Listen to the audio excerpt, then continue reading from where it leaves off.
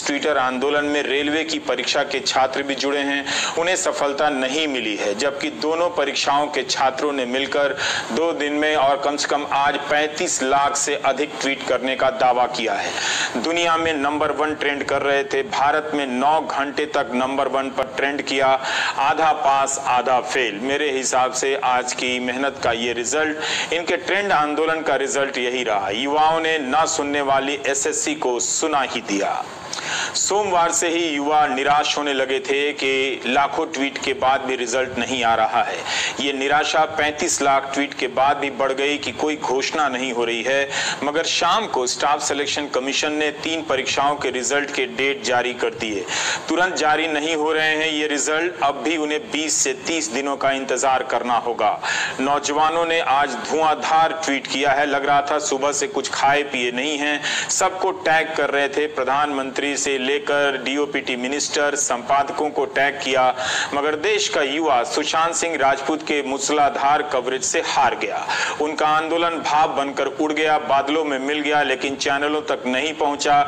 इससे पहले कि उनकी कोशिश असफलता में गिनी जाती, एसएससी पर दबाव बन गया और रिजल्ट की तारीख निकाल दी गई। ट्विटर के ट्रेंड आंदोलन की यह बड़ी कामयाबी है, हालांकि मेरे हिसाब से आंशिक है। इतनी बड़ी कामयाबी नीट और जेईई के परीक्षार्थियों को नहीं मिली, पहले के किसी ट्रेंड को नहीं मिली। वे ट्रेंड कराते रहे और इम्तिहान भी देने चले गए, शुरू हो गए। सभी धर्मों, सभी जातियों के नौजवान हैं परीक्षा से पीड़ित। साधारण परिवारों के इन नौजवानों का आंदोलन की भाषा अगर आप देखें तो बेहद शालीन रही।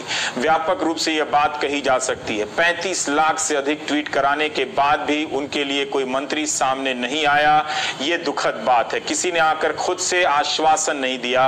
विपक्ष के नेता बोलते रहे, सपा के कार्यकर्ताओं ने प्रदर्शन किया, राहुल गांधी ने बोला, प्रियंका गांधी ने भी ट्वीट किया। इसके बाद भी इन्हीं युवाओं को विपक्ष भी नजर नहीं आया या विपक्ष को देखना नहीं चाहते। यह इसलिए भी कह रहा हूं कि इनके हर दूसरे मैसेज में होता है कि विपक्ष कहां है, क्योंकि मीडिया जब विपक्ष के नेता बोलते हैं तो उन्हें दिखाता भी नहीं है। 35 लाख ट्वीट के हिसाब से ही इस ट्रेंड को मत देखिए। कई साल, कई महीने से रिजल्ट और ज्वाइनिंग का इंतजार कर रहे हैं। सिर्फ एसएससी और रेलवे की परीक्षा को लेकर नहीं, बल्कि यूपी पीएससी, बिहार के लोकसेवा आयोग की परीक्षाएं हैं, राजस्थान से लेकर पंजाब तक ऐसे अनगिनत सरकारी इम्तिहान हैं जिनके नतीजों के इंतजार में छात्रों की उम्र गुजरती जा रही है। आज पूरी तैयारी के साथ ट्विटर आंदोलन में ये कूदे थे, नए हौसले के साथ नए नए तरीके के स्लोगन और मीम बनाए गए थे। मगर रेलवे ने एनटीपीसी के लिए फॉर्म भरा है, नॉन टेक्निकल पॉपुलर कैटेगरी के। अप्रैल 2019 में, जून से सितंबर 2019 के बीच इनका इम्तिहान होना था। आज तक इस परीक्षा का पता नहीं है, इसकी कोई घोषणा नहीं हुई है।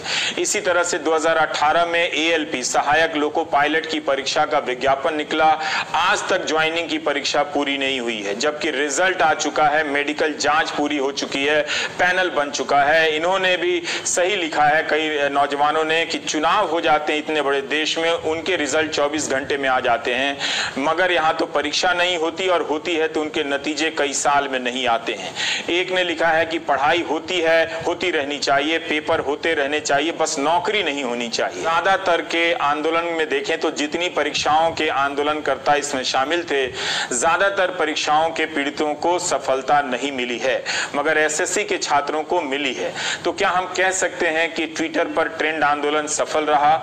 मुझे नहीं लगता कि यह कोई बड़ी सफलता है। अगर रेलवे के भी, एएलपी के भी सारे लोगों की ज्वाइनिंग मिल जाती, एनटीपीसी की परीक्षा का ऐलान हो जाता 35,000 वैकेंसी की, तो माना जाता कि जो एकजुटता आई थी उसका रिजल्ट निकला। क्या एसएससी के रिजल्ट निकल जाने के बाद एसएससी रेलवे इम्तिहान के इस ट्विटर आंदोलन की एकजुटता समाप्त हो जाएगी? देखना होगा। इनका बाकी परीक्षाओं पर क्या असर पड़ता है, राज्यों की परीक्षाओं पर क्या असर पड़ता है, ये देखना होगा।